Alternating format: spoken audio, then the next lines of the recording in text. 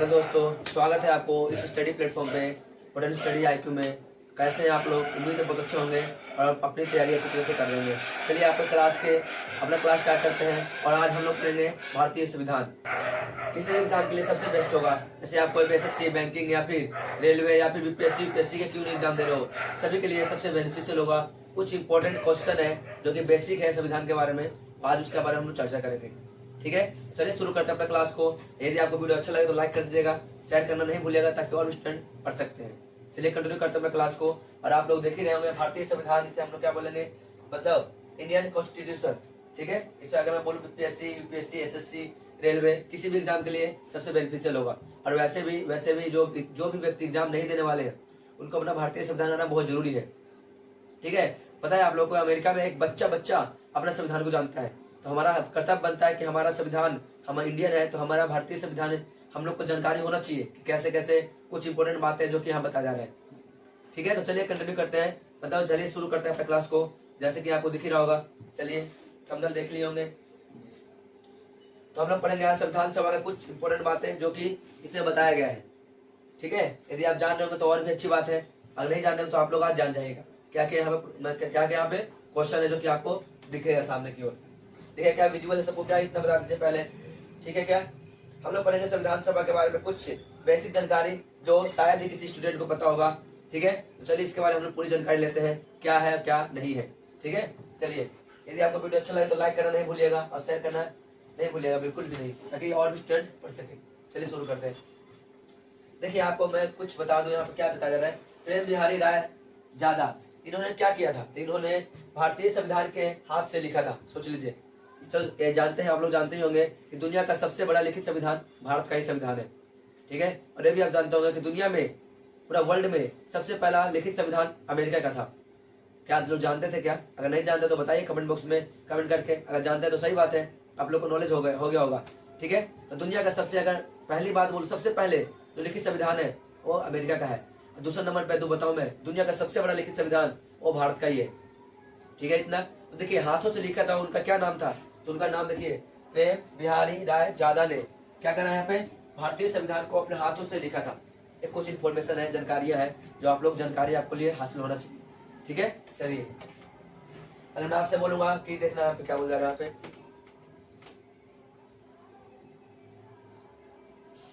देखिए डॉक्टर भीमराव अम्बेडकर, इन्होंने क्या किए थे देखिएगा। डॉक्टर भीमराव अम्बेडकर ने संविधान का प्रारूप तैयार किए थे। तो बोलिएगा संविधान का जो प्रारूप, यानी जो क्या बोलते हैं, जो आगे का आपको थंबनेल दिखाया गया था, वो किसने मतलब प्रारूप किया था? तो आप बोलिएगा क्या, डॉक्टर भीमराव अम्बेडकर ने किए थे। ठीक है, और देखिए डॉक्टर भीमराव अम्बेडकर को भारतीय संविधान का जनक कहा जाता है। जैसे कि तो आप लोग जान ही करते होंगे कि जो अपना भारतीय संविधान का जो जनक है वो कौन है, डॉक्टर भीमराव अम्बेडकर ही है। ठीक है, चलिए आगे देखते हैं। यहाँ पे एक क्या दिख रहा है आपका, नंदलाल बोस ने संविधान पर चित्रकारी किए थे। चित्रकारी बोलते हैं ड्राइंग किए थे वो। तो ड्राइंग जो किए थे संविधान पे वो किन्होंने किए थे? तो आप उनका नाम देख लीजिए, नंदलाल बोस ने संविधान पर क्या किया, चित्रकारी किए थे। ठीक है, इतना क्या विजुअल है क्या? अगर आपको नहीं दिखाई दे रहा तो मैं थोड़ा साइड हो जाता हूँ, आप देख लीजिए, स्क्रीनशॉट भी ले लीजिए या नोट बना लीजिएगा। ठीक है, चलिए आगे देखते हैं हम लोग। देखिए संविधान सभा को दिख रहा है क्या यहाँ पे, सॉरी, संविधान को मूल रूप से अंग्रेजी भाषा में लिखा गया था। अगर संविधान की जो मैं बात करूं तो मूल रूप से किसमें लिखा गया था? तो अंग्रेजी भाषा में लिखा गया था, जिसे हम लोग इंग्लिश बोलते हैं, उसमें लिखा गया था। लेकिन हम लोग फिर से वापस ट्रांसलेट कर दिए थे हम लोग। आगे देखते हैं। मूल संविधान को संसद के केंद्रीय कक्ष में रखा गया है। जो मूल संविधान है वो कहाँ रखा गया है? तो आप बताइएगा क्या कि संविधान को मतलब संसद के केंद्रीय कक्ष में रखा गया है। चलिए ये सब बेसिक जानकारी है। संविधान सभा की पहली बैठक जो कब हुई थी? तो बोलिएगा 9 दिसंबर 1946 को हुआ था। ठीक है, कब? 9 दिसंबर 1946 को पहली बैठक संविधान सभा की, याद रखिएगा इसको। और इसका अस्थायी सदस्य, देखिए अस्थायी बोल रहे हैं, स्थायी नहीं बोल रहा है यहाँ पे। अस्थायी अध्यक्ष कौन थे? तो आप बोलेगा सच्चिदानंद सिन्हा थे। कौन थे? सच्चिदानंद सिन्हा। आप लोग अच्छी तरह से बिल्कुल देखिए। यदि आपको वीडियो अच्छा लगे तो लाइक करना नहीं भूलिएगा। ठीक है, चलिए आगे देखते हैं। अगर मैं आपसे बोलूं संविधान सभा की दूसरी बैठक कब हुई थी? तो बस 2 दिन बाद, ये 9 था, फिर क्या हो गया यहाँ पे 11, यानी 2 दिन के बाद, तो 11 दिसंबर 1946 को हुआ था सेकंड बैठक। ठीक है, चलिए आगे देखते हैं। और इसका स्थायी अध्यक्ष कौन थे? तो बोलेगा स्थायी, देखिए वहाँ पे अस्थायी थे, यहाँ पे स्थायी है। तो स्थायी अध्यक्ष कौन थे? तो डॉक्टर राजेंद्र प्रसाद थे, ठीक ना, डॉक्टर राजेंद्र प्रसाद जो कि स्थायी अध्यक्ष थे। ठीक है, कब हुआ था पारित? तो बोलेगा 11 दिसंबर 1946 को। कंप्लीट है तक? चलिए आगे देखते हैं। अगर मैं आपसे बोलूं, देखिए 13 दिसंबर 1946 को जवाहरलाल नेहरू द्वारा संविधान सभा में उद्देश्य प्रस्तावना पेश किया गया था। तो कब किया गया था उद्देश्य प्रस्तावना पेश? तो बोलेगा 13 दिसंबर 1946 में, जस्ट उसके 2 दिन बाद। पहले 9, फिर 11, फिर 13, ये 2 दिन का गैप हो रहा है, इसको याद रखिएगा आप लोग। ठीक है, तो क्या उद्देश्य प्रस्तावना पेश किया गया था? किन्होंने किया था? तो आप बोलेगा जवाहरलाल नेहरू ने किए थे। कब किए थे? तो 1946 ईस्वी में। अगर डेट आपसे पूछे तो बोलेगा 13 दिसंबर को। डेट यहाँ तक सभी को क्या बेसिक नॉलेज आ रहा है क्या? ठीक है ना, चलिए देखते हैं आगे की ओर। अब देखिए यहाँ पे 22 जनवरी, आपको विजुअल है ना, देखिए 22 जनवरी 1947 को संविधान सभा ने उद्देश्य प्रस्तावना को स्वीकार कर लिया था। तो बोलेगा संविधान सभा में जो भारतीय क्या है उद्देश्य प्रस्तावना को स्वीकार किया गया। कब किया गया संविधान सभा ने? तो बोलेगा तुम क्या 22 जनवरी 1947 को। तो 22 जनवरी 1947 को स्वीकार कर लिया गया। क्या स्वीकार किया गया? आप बोलिएगा संविधान सभा ने, मतलब किसने क्या स्वीकार किया गया? बोले उद्देश्य प्रस्तावना को स्वीकार कर लिया गया। कंप्लीट है सभी को क्या? ठीक है, चलिए आगे देखते हैं हम लोग।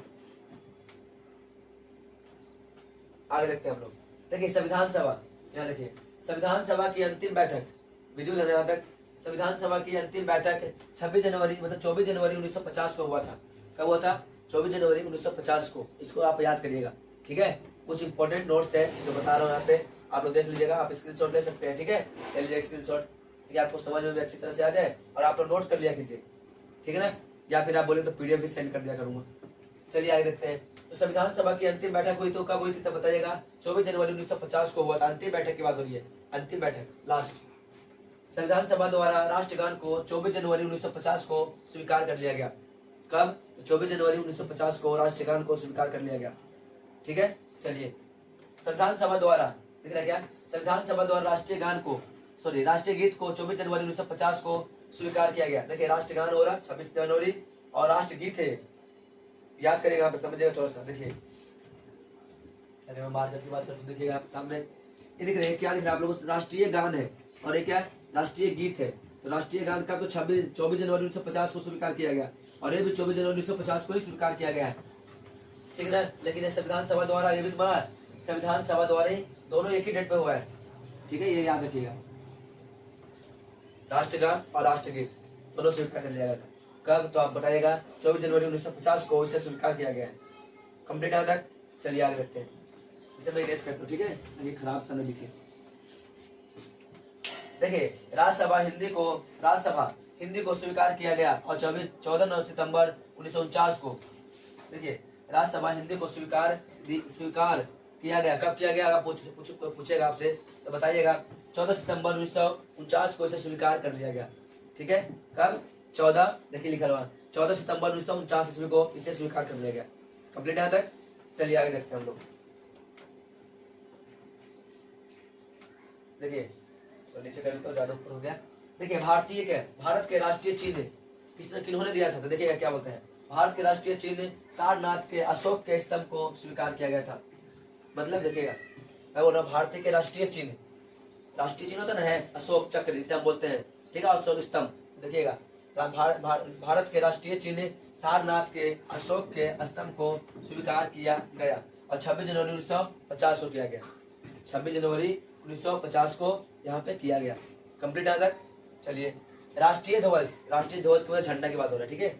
तो राष्ट्रीय ध्वज को स्वीकार किया गया कब? तो बोलिएगा 22 जुलाई 1947 को इसे स्वीकार कर लिया गया। 22 जुलाई की बात हो रहा है, जून जुलाई फिर अगस्त, फिर अपना 15 अगस्त को आजाद होता है भारत, ठीक है। यहाँ के अब जुलाई कब स्वीकार किया झंडा को? तो 22 जुलाई 1947 ईस्वी को स्वीकार किया गया, राष्ट्रीय ध्वज के रूप में स्वीकार किया गया। चलिए आगे देखते हैं। राष्ट्रीय ध्वज की डिजाइन है ना, जैसे ऐसे देख लीजिएगा, पहले ऊपर तुम्हारा क्या ऑरेंज टाइप का होता है, यानी नारंगी, फिर क्या बोलते हैं हम लोग व्हाइट, फिर क्या ग्रीन, है ना, अशोक चक्र। तो देखिए क्या बोल जा रहा है राष्ट्रीय ध्वज का डिजाइन, यानी किसने किया? तो बोलेगा पिंगली वेंकैया ने तैयार किया था। किसने? तो पिंगली, दिख रहा है, पिंगली वेंकैया ने तैयार किए थे डिजाइन कि ऐसा इसका डिजाइन होना चाहिए झंडा का, अपना झंडा तिरंगा, ठीक। चलिए देखिए संविधान के सदैव, देखो संविधान के संवैधानिक सलाहकार, तो सलाहकार होता है ना, तो बोले क्या संविधान के, यहाँ पे देखो संविधान के संवैधानिक सलाहकार कौन थे? तो BN राव, यानी BN राव थे। कौन थे? BN राव, याद रखिएगा BN राव। देखो सलाहकार की बात हो रहा है यहाँ पे, सलाहकार कौन थे? तो बोलेगा BN राव थे। इसे शॉर्ट फॉर्म में क्या बोलते हैं? बेनेगल रणसिंह राव, ठीक है। संविधान सभा के क्या थे? निर्वाचन थे, तो निर्वाचन, ठीक। चलिए आगे देखते हैं।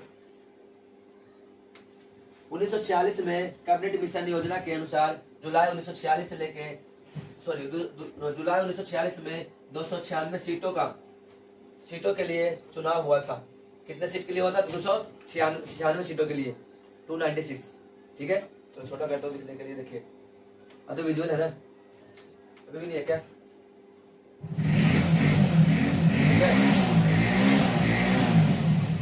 देखिए क्या बोल रहे हैं 1946 में कैबिनेट मिशन योजना के अनुसार जुलाई 1946 में 296 सीटों यानी 296 सीटों के लिए चुनाव हुआ था, ठीक है। जिससे में कांग्रेस ने 208 सीटों पाई गई। इसमें कांग्रेस ने कितना सीट पाई? 208 सीट पाई।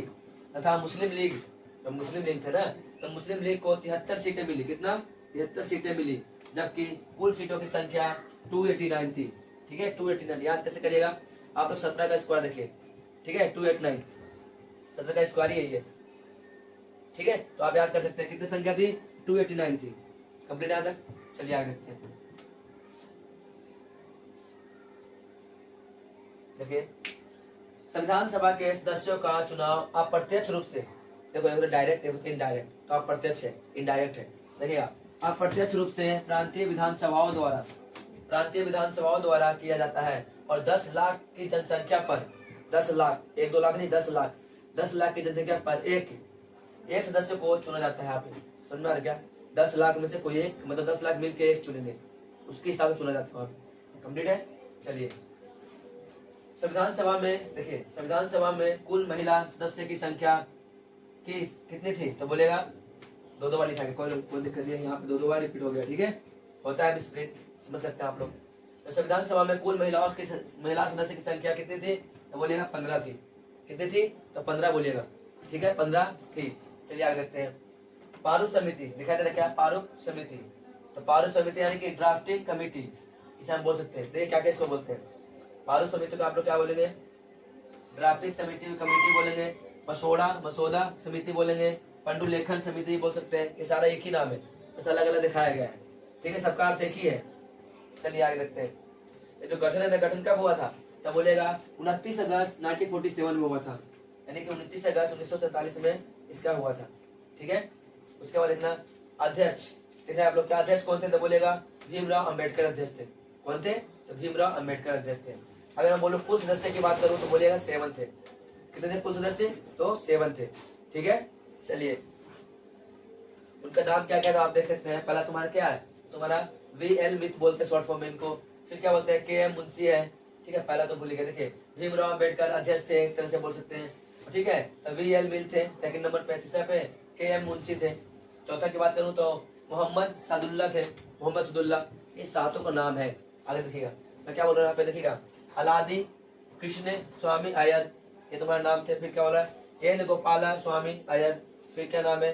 DP खेतान। ये कुछ नाम थे जो 7 है ना, 7 उनका नामों को यहाँ पे दर्शाया गया है। चलिए आगे देखते हैं, थोड़ा सा लास्ट है, ठीक है। चलिए देखते हैं। मैं क्या बोला? झंडा समिति के अध्यक्ष कौन थे? तो आप बोलिएगा राजेंद्र प्रसाद, मतलब याद कर सकते हैं आप लोग, ठीक है। अब कोई आपसे पूछे झंडा समिति का अध्यक्ष कौन थे? तो बोलेगा राजेंद्र प्रसाद थे झंडा समिति का अध्यक्ष। कंप्लीट। चलिए आगे देखते हैं। मूल अधिकार एवं अल्पसंख्यक की समिति के अध्यक्ष कौन थे? तो वल्लभ भाई पटेल थे। कौन थे? वल्लभ भाई पटेल, ठीक है क्या। चलिए आगे देखते हैं। अगर मैं बोलूं संघ शक्ति समिति कौन थे? तो बोलिएगा जवाहरलाल नेहरू थे। कौन थे? जवाहरलाल नेहरू। आगे देखिएगा संविधान दिवस मनाया जाता है कब? तो बोलेगा 26 नवंबर को मनाया जाता है। कब मनाया जाता है? 26 नवंबर को। जैसे अभी गया था 26 तारीख, आज तो कुछ देर, आज तो 2 दिसंबर हो गए, ठीक है। तो 26 नवंबर को क्या होता है? संविधान दिवस मनाया जाता है। कंप्लीट है। चलिए संविधान के अंगीकरण की तिथि कब तय की गई थी? तो बोलिएगा 26 नवंबर 1949 ईस्वी में, 26 नवंबर 1949 को। आगे देखते हैं। संविधान लागू की तिथि कब की गई थी? तो बोलिएगा 26 नवंबर 1950 को संविधान लागू हुआ था। बना हुआ था अलग डेट है, लागू होने वाला अलग डेट है। तो जो लागू हुआ था कब हुआ था? 26 जनवरी 1950 को लागू हो गया था। कंप्लीट आता है। चलिए, संविधान सभा में लागू कुल समय, मतलब संविधान सभा में कुल जो समय लगा था बनने में, वो कितना लगा था? तो बोलिएगा 2 वर्ष 11 महीना और 18 दिन का समय लगा था संविधान को बनने में। ठीक है। अगर मैं बात करूँ संविधान में पन्ने कितने हैं, तो आप बोलिएगा 51 पन्ने हैं, 51 पन्ने। कंप्लीट आता है। चलिए आगे देखते हैं। क्या है? भारत गणतंत्र बन गया था कब? तो 26 जनवरी 1950 को हम लोग गणतंत्र दिवस के रूप में मनाते हैं। तो अपना ये कुछ इंपॉर्टेंट बेसिक था, बेसिक नॉलेज था अपना भारतीय संविधान के बारे में, कैसे कैसे अपना भारतीय संविधान है। तो बताइए यहाँ तक वीडियो कैसा लगा आप लोग को? यदि यहाँ तक आपको वीडियो अच्छा लगा तो लाइक करिए, शेयर करिए, सब्सक्राइब करना नहीं भूलिएगा। और भी स्टूडेंट के पास शेयर करिए ताकि और भी स्टूडेंट पढ़ सकते हैं और जानकारी ले सकते हैं। ठीक है। नोट लेना है तो मैं थोड़ा डार्क कर देता हूँ इसको, आप स्क्रीनशॉट ले लीजिए। मिलते हैं फिर क्लास में। ठीक है, देख लीजिए। ओके माय डियर स्टूडेंट, दोस्तों आप लोग इसको स्क्रीनशॉट ले सकते हैं अच्छी तरह से, ताकि आप लोगों को डार्क दिख सके।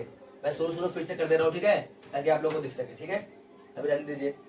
चलिए देखिए, ठीक है, स्क्रीनशॉट ले लिए होंगे। चलिए आगे की ओर चलते हैं। ठीक है, ठीक है, चलिए ठीक है, ठीक है, आप लोग लेते रहिएगा, ठीक ना। तो डार्क में आपको दिखा देता ताकि आपको अच्छी तरह से नोट कर लीजिएगा। ठीक है, ठीक, ऑन कर दीजिए। ठीक है, तो आप लोग स्क्रीनशॉट ले लिए होंगे। तो बताइए यहाँ तक वीडियो कैसा लगा। यदि आपको यहाँ तक वीडियो अच्छा लगा होगा तो लाइक करना, शेयर करना, सब्सक्राइब करना नहीं भूलिएगा। मिलते हैं अपने नेक्स्ट क्लास में नेक्स्ट टॉपिक के साथ, तब तक के लिए बाय। ठीक है, चलिए मिलते हैं नेक्स्ट क्लास में।